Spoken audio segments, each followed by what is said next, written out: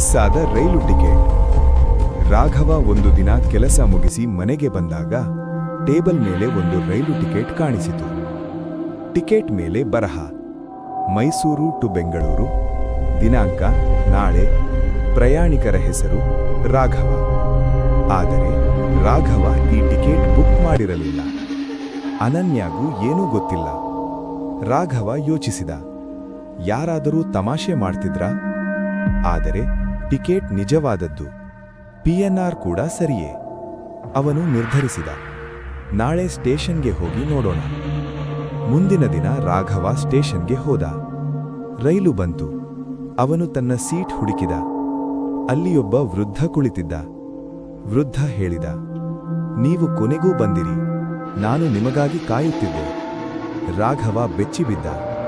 ವೃದ್ಧ ನಿಧಾನವಾಗಿ ಹೇಳಿದ, ಈ ಟಿಕೆಟ್ ನಾನು ಕಳುಹಿಸಿದ್ದೆ. ಏಕೆ ಎಂದು ರಾಘವ ಕೇಳಿದ. ವೃದ್ಧ ಉತ್ತರಿಸಿದ, 25 ವರ್ಷ ಹಿಂದೆ ಇದೇ ದಿನ ಇದೇ ರೈಲಿನಲ್ಲಿ ಒಂದು ಘಟನೆ ನಡೆದಿದೆ. ವೃದ್ಧ ಹೇಳಿದ ಕಥೆ: 25 ವರ್ಷ ಹಿಂದೆ ಈ ರೈಲಿನಲ್ಲಿ ಒಂದು ಸಣ್ಣ ಹುಡುಗ ಕಣ್ಮರೆಯಾಗಿದ್ದ. ಅವನ ಹೆಸರು ರಾಘವ. ರಾಘವನಿಗೆ ತಲೆ ಸುತ್ತಿತು. ವೃದ್ಧ ತನ್ನ ಪಾಕೆಟಿನಿಂದ ಒಂದು ಹಳೆಯ ಫೋಟೋ ತೆಗೆದ. ಫೋಟೋದಲ್ಲಿ ಒಂದು ಚಿಕ್ಕ ಹುಡುಗ. ಅವನೇ ರಾಘವ. ಮೈಸೂರು ರೈಲು ಘಟನೆ 1999. ರಾಘವ ಗೊಂದಲ. ರಾಘವ ಮನೆಗೆ ಬಂದು ತಾಯಿಗೆ ಕೇಳಿದ. ತಾಯಿ ಅಳುತ್ತಾ ಒಪ್ಪಿಕೊಂಡಳು.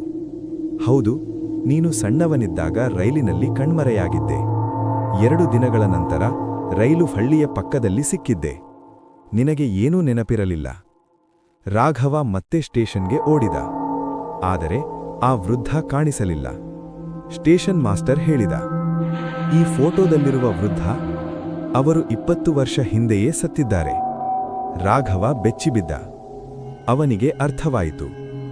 ಅವನನ್ನು ಕಾಪಾಡಿದ ವ್ಯಕ್ತಿಯ ಆತ್ಮ ಇಷ್ಟು ವರ್ಷಗಳ ನಂತರ ಅವನಿಗೆ ಸತ್ಯ ತೋರಿಸಲು ಬಂದಿತ್ತು. ನಮ್ಮ ಜೀವನದ ಕೆಲವು ರಹಸ್ಯಗಳು ಕಾಲ ಬಂದಾಗಲೇ ತೆರೆಗೊಳ್ಳುತ್ತವೆ.